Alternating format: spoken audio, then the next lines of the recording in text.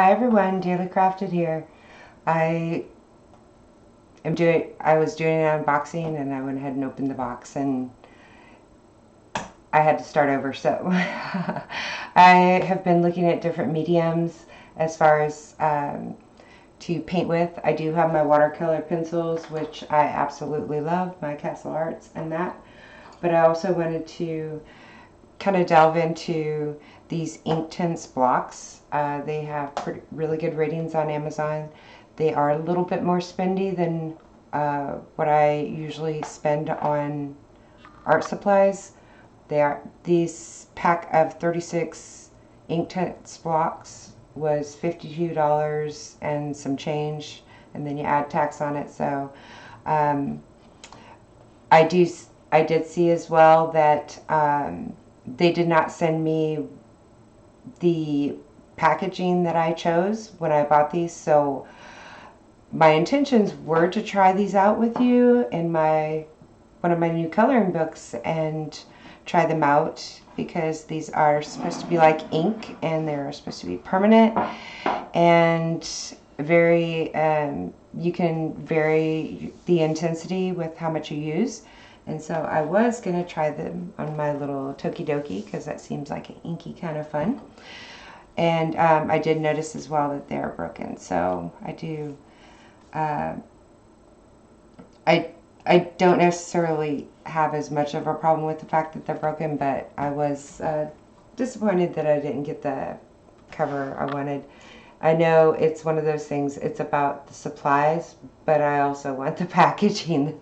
I'll show you the packaging. Well, it's going to be on the thumbnail, but the packaging was the sea turtle. I wanted the sea turtle. I mean, it's a sea turtle. And that's the packaging that was advertised for the 36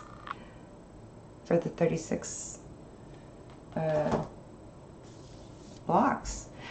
But yeah, so as far as these blocks, they are supposed to be versatile. You're supposed to be able to use them on fabric as well. They are permanent when dry.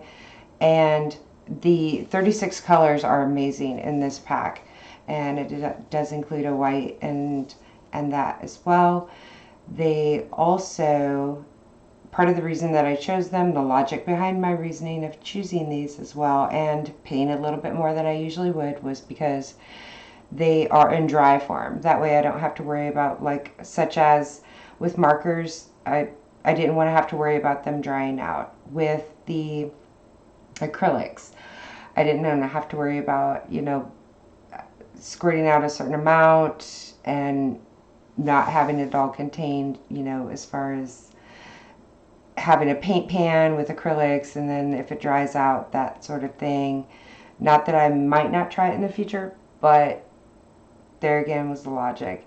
And these do work a lot like watercolors, but I think you can get a little bit more intensity with it. And like I said, they're permanent. I don't know how many times I've said they're permanent, but there we go. And what was the other reasoning? Well, like they just, they had high ratings on Amazon, so I wanted to give them a try. Like I said, it seems like you can make them as intense as markers, but you don't have to worry about them drying out, and you don't have to worry about, like I said, acrylics. And as far as gouache, same kind of thing. Don't want to have to worry about them drying out. They're already in dry form. I can easily transport them if I want to, and not have to worry about them leaking or anything like that. So if I did travel on a plane or something, I wouldn't have to worry about the liquid factor either, as far as transporting them.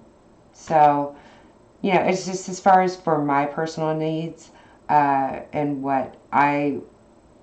how I see as far as being able to use them and travel with them, that was my thing. Not like I travel a lot or anything like that, but when I do, it's kind of nice if I don't have to worry about it. So, like I said, I was going to try these with you, so I will be sending these back to get the proper ones, and hopefully next we'll be able to do a little like test demonstration with them, because I'm not going to worry about opening them, since they're going to just go back But I did want to give you a little glimpse of all those colors. And like a lot of, they've got the plums and everything in there. And then they've got different variances of gray and black. Oh, that's not gray. Right here. There are different variances of gray and black. And then, of course, you have your white right there. And then these are the deep blues. And they're just beautiful. And it goes into plums and purples. And then it has a couple of the reds and fuchsias. It looks like a fuchsia right there. I don't know. Or maybe that's just red. Okay, that might just be red. This is why I want to test them today. This might be more grape, but I'm sure with this red, depends on how deep you can get. And so you can mix these like you would with some other colors, I guess, as well. And so I was really looking forward to that. And this is kind of a lime green. It's not really showing up that well. Bring it back down here. But this is kind of like a lime green, and this is a bright yellow. So, like I said, the colors, these are only 36 colors, but I felt that they were versatile. All right, guys. I hope you enjoyed this, and I will put the thumbnail of the one that I actually did choose, but as far as the product, this was the product that was chosen for me to actually use. All right, I'm going to stop now. Everybody take care. We'll talk with you later. Bye.